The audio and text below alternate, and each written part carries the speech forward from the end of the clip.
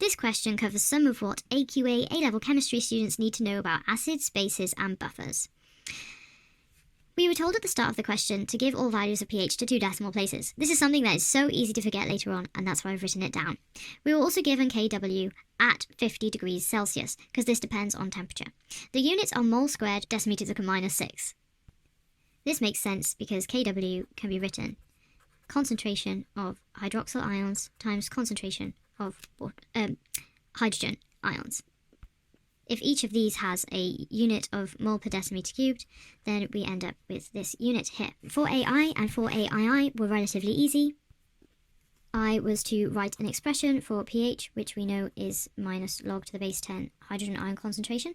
And then II was actually to write an expression for Kw, the ionic product of water.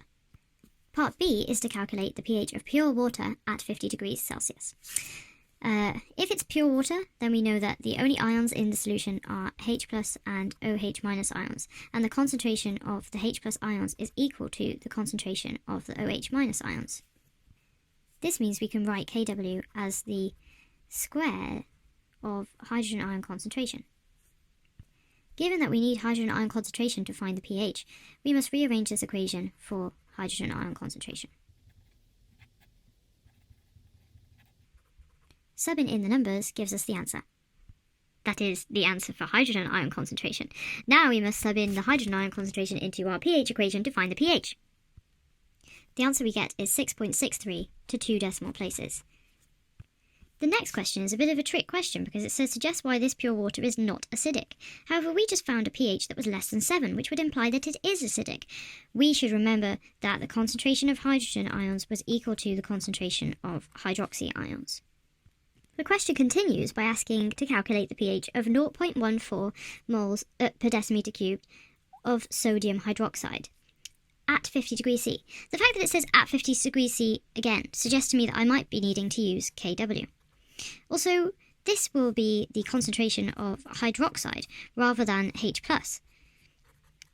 So we cannot calculate a pH from this concentration directly. We must recall that the Kw is equal to concentration of hydroxide times the concentration of water. We know this.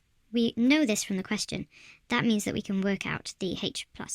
Rearranging this equation, we would get Kw over OH minus concentration. We are assuming here that the sodium hydroxide is a strong base and that it fully dissociates, so that the concentration of this salt, or this base here, will be equal to the concentration of hydroxide ions when it's in this solution. Subbing in the numbers gives 3.914 times 10 to the minus 13 mole per decimeter cubed. We now need to find the pH using the pH equation, minus log to the base 10 hydrogen ion concentration. To 2 decimal places, this is 12.41, which is a very basic pH as expected for a strong base like sodium hydroxide.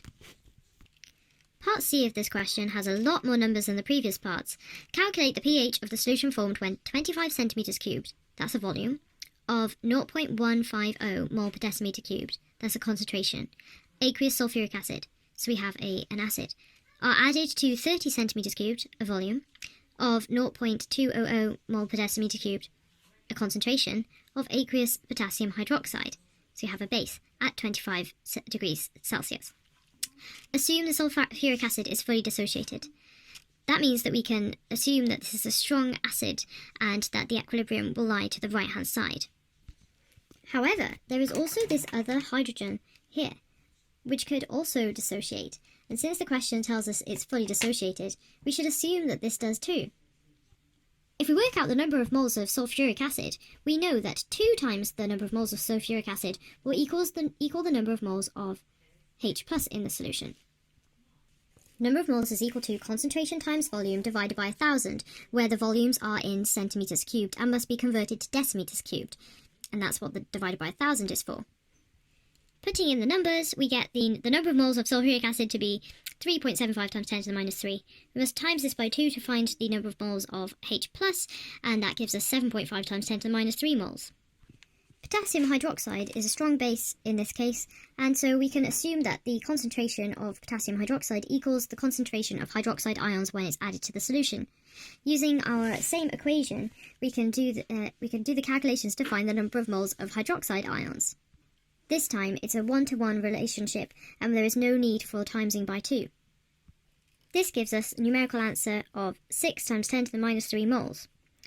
Comparing the number of moles of H plus with the number of moles of hydroxide, we can see that the number of moles of H plus is in excess.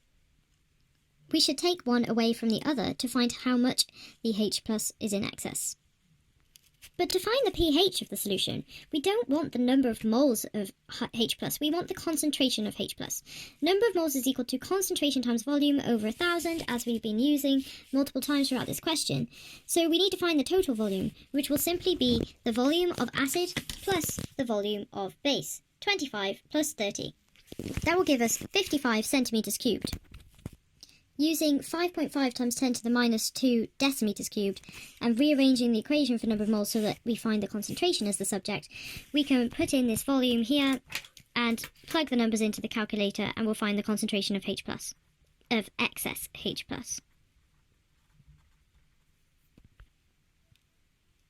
Now all that's left to do is calculate the pH using pH equals minus log to the base 10 hydrogen ion concentration. Quoting our pH to 2 decimal places gives us 1.56, an acidic pH which we would expect given that the acid was in excess